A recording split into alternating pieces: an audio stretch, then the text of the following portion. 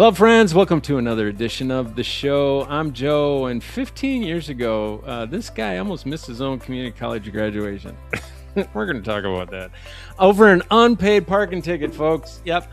Last month, his board handed him unanimous contract extension and signed off on a bajillion dollar, multi-million dollar building project. How does a guy who almost didn't walk end up just being the guy who's sitting in that chair today, boss? I think it's luck. It's luck and looks. I can tell you that. Okay, it is luck. I believe as an old football coach, the harder you work, the luckier you get. So I'm gonna throw some of that behind there as well. Sure, absolutely. Yeah. So Dr. Jeremy Thomas, president of Black Hawk College in the Quad Cities of Illinois. Hey, we should say welcome to the show. Thank you. It's great to be here. Hey, what's good, boss? What's good and productive? Yeah, we've got a lot of exciting things going on here in Moline. Of course, we're home to John Deere and the Rock Island Arsenal. So there's a very blue collar community, and we're seeing the college grow by leaps and bounds. We were up double digits this past year. So I have great people who are doing great things. So just exciting time to be here at Black Hawk College. I can tell. And all those numbers that are going all the right direction, that never, ever happens by accident. I believe the leaders build incredible teams, and the teams do the hard work of changing systems to get those kind of numbers. So that's a big old fat thank you and congratulations to everybody involved. But here's the sector-wide math. I think community colleges, and let's focus on your sector, they get treated right as kind of the stepping stone option, like the second tier option.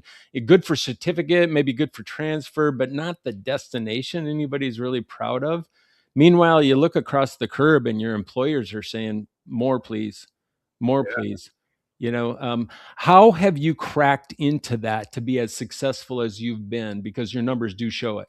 Yeah, I think it's one, and I'll probably repeat this a couple of times. It really is about relationships. So we're making sure we are the school of choice. And I'll push back a little bit. Yeah. I think historically, I think community colleges have been thinking, well, I'm just going to the community college, or I'm going to X.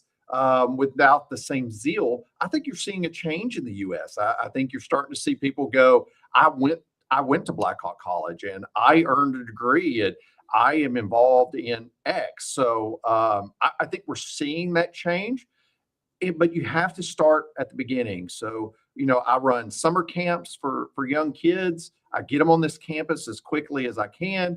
I'm in the schools. I meet with superintendents and principals, but my staff goes along with me. So it isn't by accident. I think we have a lot of great things that are going on, but it really is as simple as, you have to show them the way. Yeah. And you have to be part of the community. Otherwise, you're not a community college. If you're not part of your community, you're not really part of it. And you didn't come up through that track. You didn't come up through the 4-year university track. You got 2 separate associate of arts degrees before you ever got the bachelor's degree, right? Yeah. So, Exactly. what is being that kind of leader with that kind of profile, that background?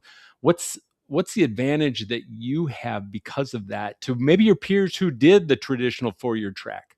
Yeah, well, I do have those degrees. So, Right. eventually I made it into the 4-year, and I did work at a 4-year. So at one point early in my career. So I've done both sides of the aisle, so to speak. I've done a regional university. I've worked at a community college for the past 20 years, probably.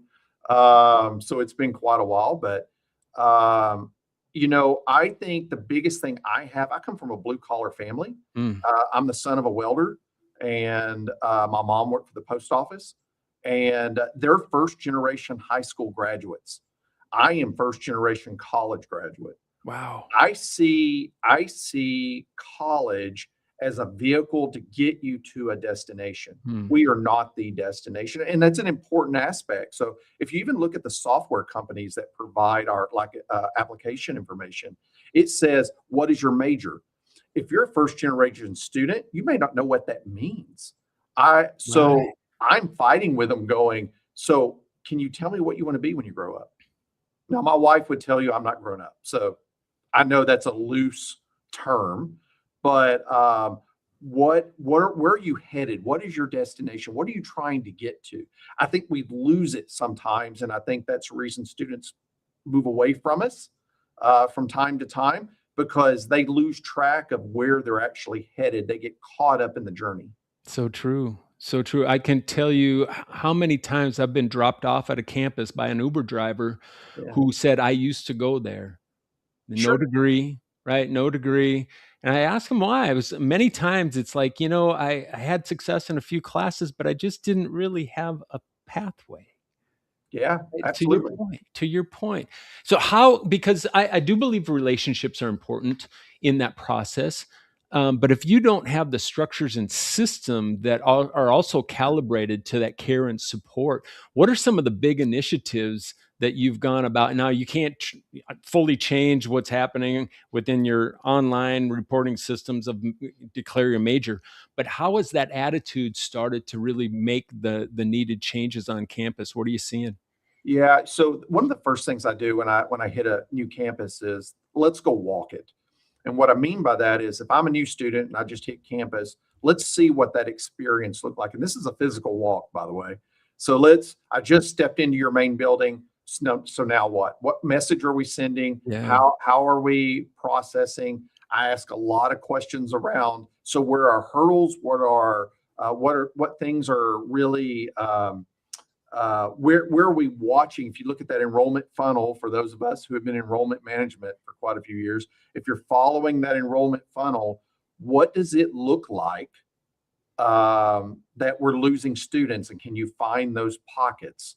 And so, if we find it, what rule, what policy, what thing have you created? One thing you'll learn is that many rules have been created around fixing a problem, but Right. often it was one problem. It was not you were having a systemic problem. You were having just one thing stop them. So we look at removing those barriers. That's just step one. That's low hanging fruit. That's things you can do quickly before you even get out in the high schools or at the job sites. What are some of those points of friction is what I would call it when you just run into a piece of friction, like you said, low hanging fruit. What are some of those places or those points of friction that a lot of leaders are just walking past these days, not observing? Yeah, I don't think we pay attention to how fast it takes us to process information Mm, or applications specifically. What are you sending back? Do you have a good, CRM that's allowing you to quickly send information back? Like I send you a question, um, I may take 2 or 3 weeks to get back to you. I don't think we always take into account how quickly we're responding because today's world, if I send a message to a large company, I want a quick response. And this is me personally. I'm frustrated with you if I don't get what I want fairly quickly. I'm not saying we have to cater to everybody, but that's the world we live in. it Yeah. totally is, and I'll just back that up because oftentimes I will be sending a contract through the higher ed system. That same contract will take half the amount of time to get processed if I'm sending it to a private institution. There's something about just the water we swim in, what has become normalized, and Yeah. if you're a leader that says, "I think this might be getting in the way of our leader or learners coming on campus," that's a real thing, and it shouldn't be that hard to change. It really shouldn't. No, and I think we get hung up, having been a registrar before, I will tell you, we will create a policy or a rule that's in house, and before long, somebody will say, "Well, that's in the state guidelines or that's in the state law." No, it wasn't. Check It's it. so Right. prove it to me. Show me where that doesn't sound student friendly. So show me in the guidelines where that happens to be. When you first come on board, people will look at you funny because they're thinking, "Oh, he's going to rock our world," and this is not going to be good. But after you've had a few successes, Yeah. we're third year in a row up. They're all going, "Okay, I think we can do this. I think we can try this." So you talked about not declaring majors as your ultimate outcome. You're declaring places of employment. Do you have any numbers to prove how well you are doing in that department? No, I don't. I think what you're going to I have here I is heard making it rumor available. that you've got upwards to 90% of your students that go through your programs that are not leaving your geographic area and staying gainfully employed. Those Yeah, numbers are eye-popping. Yeah, I mean, we most of our people will stay right here. They're not leaving us, and you're right. It is over 90%. We just had a recent report that came out in April. And when you look at those alumni, over $200 million in economic impact. That's a huge number, and that's the alumni. That's not even including the fact we're employers in building and that sort of thing. That is absolutely amazing. And I hope that our viewers out there are actually just leaning in now, going, wait. And then we'll talk about at the end how they can get a hold of you to maybe talk more about really Sure. how that is happening. But I want to go back for a minute. Dad's a welder, mom's working in the post office. Uh, where did this version of you right now get kind of built? I Where didn't was want to that weld. built? I didn't want to weld.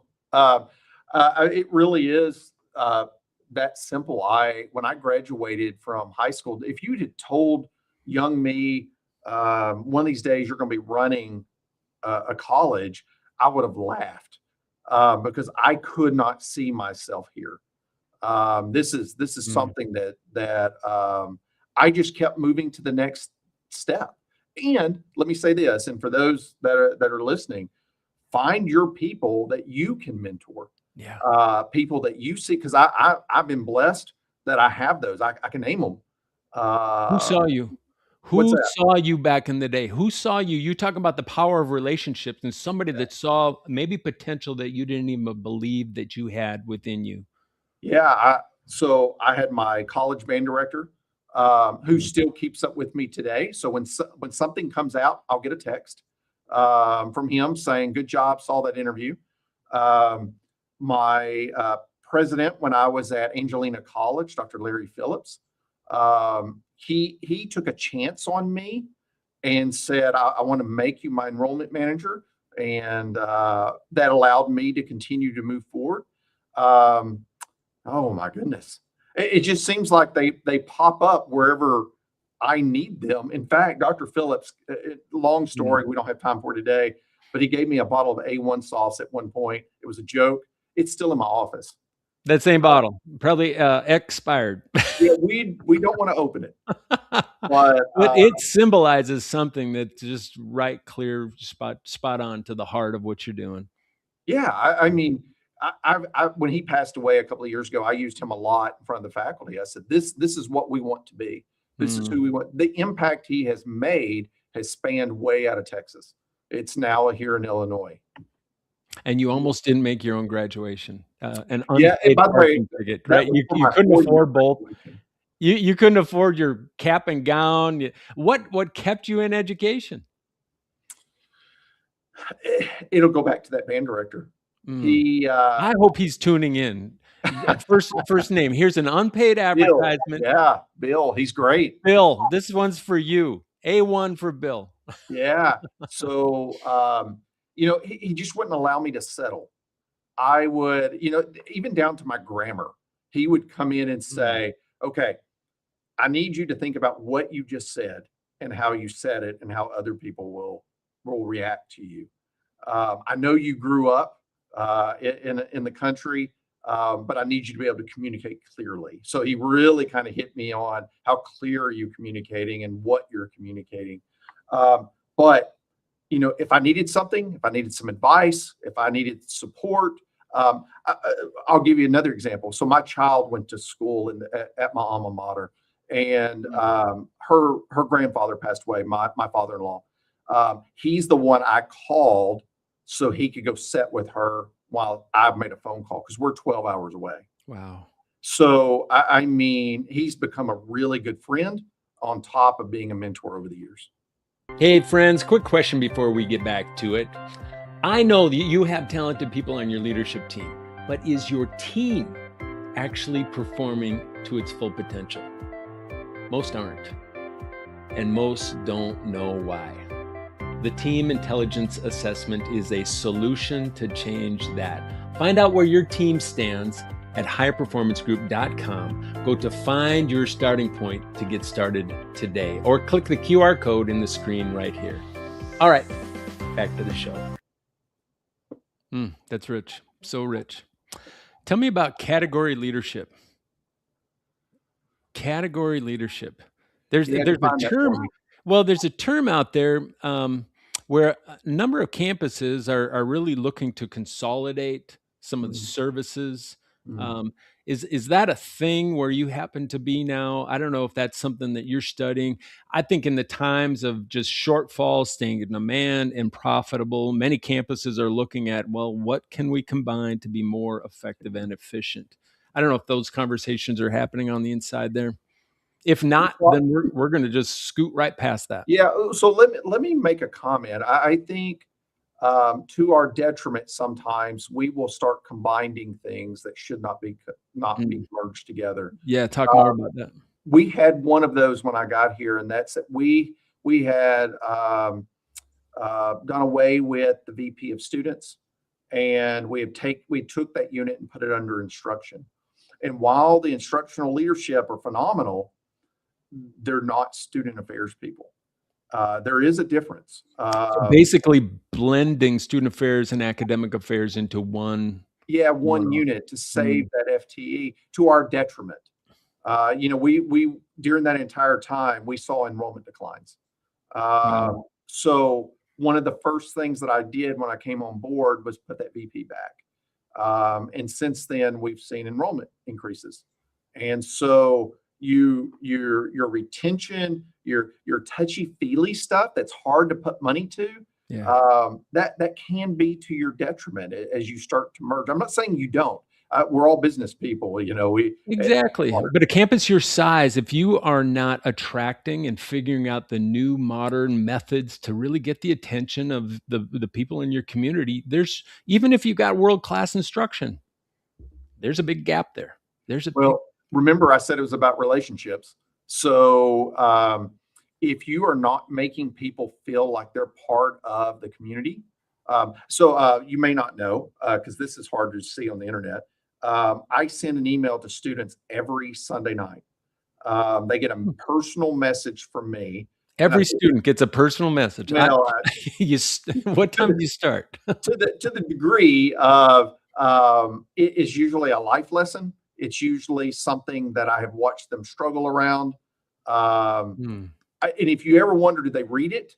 I have a 20 something percent open rate, which I consider That's fairly good. huge. It That's is huge. huge when you're doing that large of a distribution. Yeah. And so as we had graduation this year, commencement, I had people cross the stage and said, your message every Sunday made a difference to me this semester. You never So know. You that's just a never know. huge impact. Mhm. And I looked over at my marketing staff and said, see, it wasn't for nothing. So it is about those relationships. It's about making people feel special. I attend events. I don't sit in this office much. If you want to find me, you better have your walking shoes on. The people's Um, president. what's that? I said the people's president, probably even more so the student's president, because The you're out there in student's the president. classroom. Absolutely. Yeah. Ugh, I wish we had some more time and wow, there's just so much to track and I would just wish you so well going into this next academic year, but we're going to move right now into the lightning round. Sure. Okay? So we're going to take all those superhuman things that you have talked about and we're going to ground it right back down to boots on the ground to see how human you really are. Boss, is there a quote that you live by? Oh, relationships matter. Say no more. Period. Right there. Yep. How about worst and best advice in leading people? Worst first. Worst I can give you is to micromanage somebody.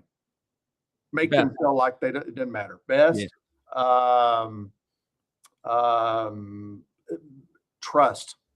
Which is like the opposite of micromanagement. I like that. Absolutely. I like that. Do you hold any unpopular opinions that you're eager to defend? Yeah. I think trusting people's one. I think that scares the uh, crap out of people, Yeah. so to speak. But I think that's one. You have to trust people to do the right thing. Have you changed your mind about anything recently? I think that I have changed how I hire people, Mm. and that is, you used to look, do they have the 30 years and the right pedigree? And Everything else right now, I'm looking for people who are ready to change lives. Yeah, and that diversity of just humans, that Absolutely. it doesn't necessarily, it's not all one linear check all the boxes. You never know. That talent is all over the place. Is there a decision in your career that you'd make 10 times over? When I accepted to be a dean of students, I would Why do it. I'd do why it why was today. that? Why was the It's dean role? That's it's a with really students. hard role. No, man, that's with students. I love it. That was sort of the sweet spot, right? You're far enough up the food chain that you could make a difference, but you're not so far up the food chain that you don't ever get to spend it with the students. So good. So good. Yeah, back to students president. But if you're not running the college, what are you gonna be doing? Working on old cars. I've got a couple of antiques that I love to spend time on, and it's great. Wrenching. Yeah, Wrenching. yeah. Is it a word or a short phrase for Blackhawks' future? It's bright. I think we've got a lot of good stuff happening, and it's gonna really we're not even taking off yet, I don't think. Mm. But Okay, it's danger safer to zone come. now. Danger zone. Moline side or Rock Island side? What do no Yeah, no dodgeball here. yeah. So I'm trying to think of food places so I can go in the middle. They're both really great communities, and I think it depends on what you want. I think it's we got we we have very supportive communities, so that's a hard one for me. It is. You've You're got making me so much squirm on going, that one. so much going on. I mean, there's so much performance and productivity happening within that entire region. It does not surprise me at all to see how much. I mean, Blackhawk is the center, the epicenter of all that is good and productive to that. So I wish we had some more time, but Dr. Jeremy Thomas and everybody, I'm always looking for that lesson. What is that lesson within this episode? But I think this guy just showed us that being told your fallback option, it's not really the real problem. Believing it is. And like you said, there's a new wind of change that is happening. And I think every community college is going to be richly advantaged by that. So if you're leading an institution right now and people quietly are just maybe ranking below, this is the real path. The question is whether you deserve that same respect as a school down the road. It's what are you doing today to prove that you've already earned that, right, boss? Right. Anything else that you would have to encourage our people out there that are leading people and Yeah. systems in education? Yeah. So the biggest thing I can give you is remember what we're here for. Mm. We're here to help students. We're here to get them to their destination, and to remove all the barriers we possibly can. If they want to learn more about anything that you talked about, where would you direct them? bhc.edu. That's the college's website. If you need to reach me, you can reach me through the website. There it is, and probably find you on LinkedIn as well. Absolutely. That's where I tracked you down. Folks, that's the show. I want to just, everybody, keep your dukes up and let's keep leading like this amazing human being right here. Thanks again.